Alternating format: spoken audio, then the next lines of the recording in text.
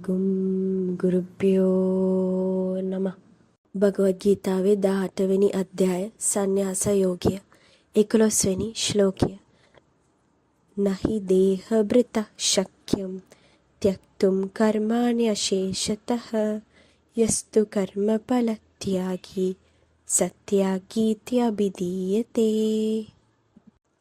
ශ්ලෝකේ පරිවර්තනය. ඇත්තෙන්ම දේහයේ සිටිනා කෙනෙකුට සම්පූර්ණයෙන්ම කර්මය අත්හැරීමට හැකියාවක් නොමැත. ක්‍රියාවෙන් ලැබෙන ප්‍රතිලාභය අත්හරින තැනැත්තා සැබවින්ම අත්හරින්නෙකු ලෙස හැඳින්වේ. පැහැදිලි කිරීම. අප අධ්‍යාත්මික මාර්ගයේ ගමන් කරන විට අපට මේ ලෝකයේ කරන්නට කිසිවක් නැති බව වර්තමාන සමාජයේ පැතිරෙන මතයක්ය. කෙසේ වෙතත් ලෝකෝත්තර ගුරුවරුන්ගේ සහ සර්වඥයන් වහන්සේලාගේ ජීවිතය ගැන අප සලකා බැලුවොත් ඔවුන් තම ජීවිත කාලය පුරාම ක්‍රියාශීලීව ඔවුන්ගේ අවසාන මොහොත දක්වාම අරමුණු සහිත කර්ම ක්‍රියාවන්හි නිරත වූ බව අපට පැහැදිලිව දැකගත හැක. උන්වහන්සේලා අප කාටත් වඩා පැවැත්මේ සහ නොපැවැත්මේ ස්වභාවය තේරුම්ගත් නමුත් ඔවුන් අවසාන මොහොත දක්වා කර්ම ක්‍රියාවන් වල නිරත වූහ. අකර්මණ්‍යතාවයේ මුලාවට නොවැටීමට අප පරිස්සම් විය යුතුය. කිසිවකුට තමන් කළ ක්‍රියාවන්හි විපාක වලින් ගැලවිය නොහැක.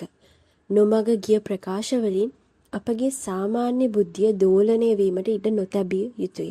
මන්ද කරන්නට කිසිවක් නැතයි කියන අය පවා බොහෝ විට අක්‍රියව සිටීමට නොහැකිව අසරණව සිටිති. අත්හැරීමේ සැබෑ පරමාර්ථය සම්පූර්ණ ක්‍රියාවම අත්හැරීම නොව. එහි ඵල කෙරෙහි ඇති බැඳීමත් අත්හැරීමයි.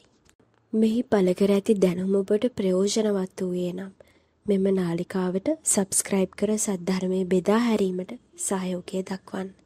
මෙම ශ්ලෝකයන් ඇත්තේ සංස්කෘත භාෂාවෙන් වන අතර අපි පරිවර්තනය කිරීමට උත්සාහ කරන භාෂාවේ සීමාවන් ඇත. එබැවින් පරිවර්තනයේදී එය නිවැරදිව ඒ ආකාරයෙන්ම පරිවර්තනය වන්නේ නැත. මේ පිළිබඳව ඔබට උපරිම අවබෝධයක් ලබා ගැනීම සඳහා ගුරුදේවයන් වෙත ඔබගේ ප්‍රශ්නය ඉදිරිපත් කළ යුතු අතර එයට පිළිතුරු ගුරුදේවයන්ගෙන් ලැබෙනු ඇත. අපට මාර්ගයේ ගමන් කිරීම සඳහා මෙය සාධනා මාර්ගයයි.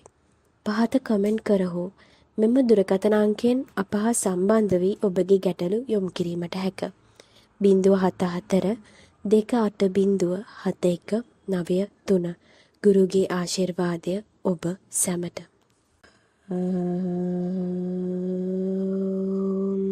ගුම් ගුරුප්පයෝ